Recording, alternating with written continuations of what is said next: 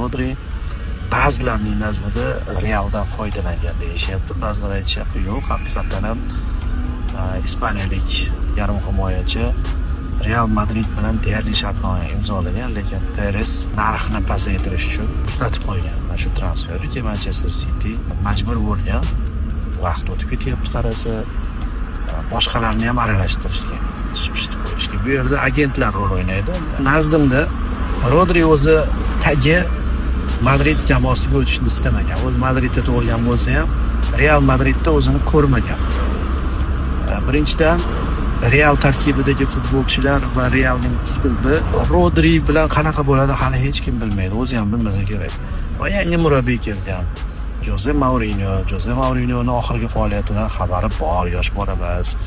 Va u Pep Guardiolaning shogirdi Jose Mourinho uslubiga moslashib ketishi hali ancha savollar uyg'otadi. Biz yosh bola emas-ku, sekin-sekin kirishaman desa, undan kutilma bor.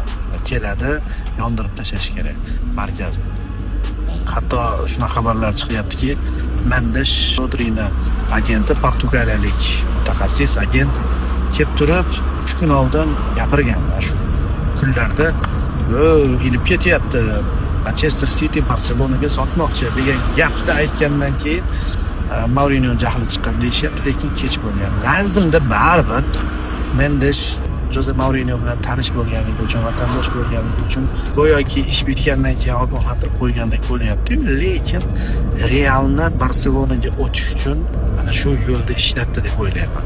Xuddi Vinicius Arsenalga o'tishda hech qanaqa manfaati yo'q edi nazdimda. Arsenalda Viniciusni ko'rish juda ko'pchilik uchun qiziq edi, to'g'ri. Lekin Vini'ni o'zi yoshligida Real Madrid futbolchisi, Realda qadri bor, Realda juda ko'p narsalar yutgan. Jose Mourinhoning uslubi aynan Viniciusga mos tushadi, qarshi hujumlarda mazax yurishi mumkin. Shunaqa paytda issiq joyini bo'shatib qo'yish uncha odamga ma'qul kelmaydi, lekin narxini oshirib olmoqchi. Narxini oshirishda odatdagi uslub, aslini olganda oltin to'p mojarosi bo'lgan-ku, esingizda bor.